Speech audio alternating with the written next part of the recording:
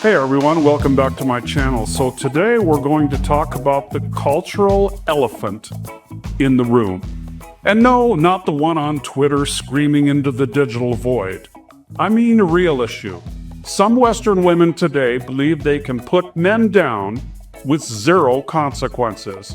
And before anyone freaks out, calm down. I only said some Western women, not all. Not most, but the loudest ones, the ones trending on TikTok while recording in their car, like it's a confessional booth. Let's break down how we got here and what it's doing to all of us.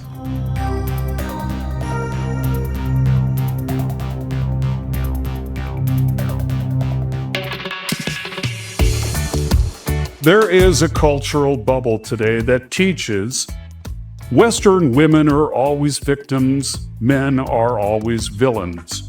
And if something goes wrong, just point at a man, any man, dealer's choice.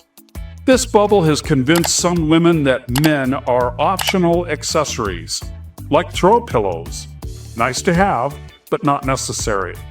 Meanwhile, everything around them, the buildings, the plumbing, the electricity, the roads, the bridges, the phones, all built, repaired, maintained, and kept running mostly by men. But the narrative is that men are completely useless. Now, as I mentioned in a previous video, women should not be discriminated against. If they want to work on an oil drilling rig and are physically capable of performing said duties, then they should be allowed to do that kind of work. However, women only make up 3.6% of workers on offshore drilling rigs, but yet men are not needed. Now let's talk media. The media loves men bad, women good storyline. Movies, Netflix shows, commercials, they often follow the same template. Women, strong, independent, morally flawless. Man, confused man-child who can't even boil water without supervision. It's like Hollywood believes that the average man wakes up in the morning and nearly dies 14 times before lunch.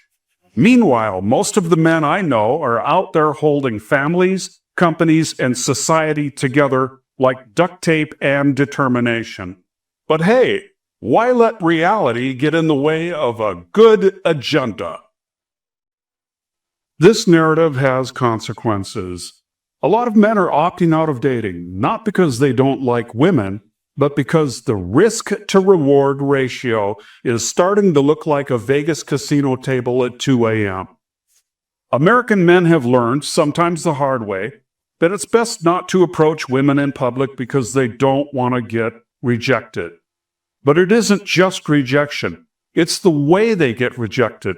Far too many American women think they're justified in being rude or videotaping the encounter and posting it all over social media. Meanwhile, women are online saying, "Where are all the good men?" Tell me why every day I go out looking adorable, tits bouncing, skin glistening, and yet nobody ever hits on me or approaches me. Ever. Oh my God, like please. I'll take a construction worker catcall at this point. Please. Well, if I were responding to this young woman, here is what I would say to her. Enough American women have shouted loudly enough and long enough. We don't want men approaching us. We don't even want men looking at us. Now, maybe you never wanted to be ignored, but that is the agenda that has been pushed by your extreme feminist sisters. In answer to the earlier question, where are all the good men? Well, some of them are at home playing video games in peace, enjoying a judgment-free environment and eating snacks that won't accuse them of emotional crimes. Some of them have even come here to the Philippines. Now, let's be honest. A lot of women were told, focus on your career. You don't need a man. Be empowered. And don't be a stay-at-home mom/wife, because that's too oppressive. But now some of them are hitting their 30s and realizing that the career doesn't love them.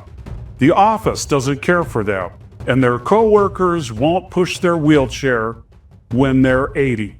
Suddenly, family looks pretty good. But the men that they want don't want them. Because somewhere along the line, partnership became competition.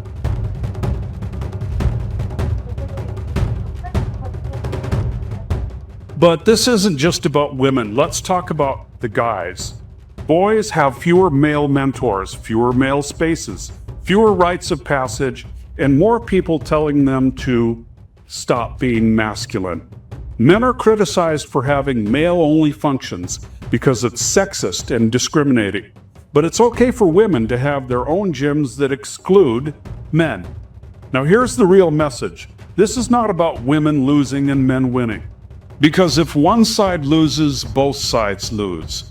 Men and women are supposed to work together. We balance each other. Men provide one kind of strength and women provide another. Different doesn't mean unequal. Different means complementary. In the US, men and women shouldn't be pitted against each other, but that is what's happening. And we're hardly seeing any of that here in the Philippines.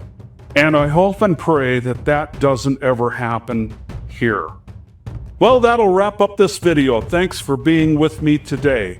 Please subscribe to my channel, share my videos, and click or tap that bell notification, because it's appreciated if you return for the next video.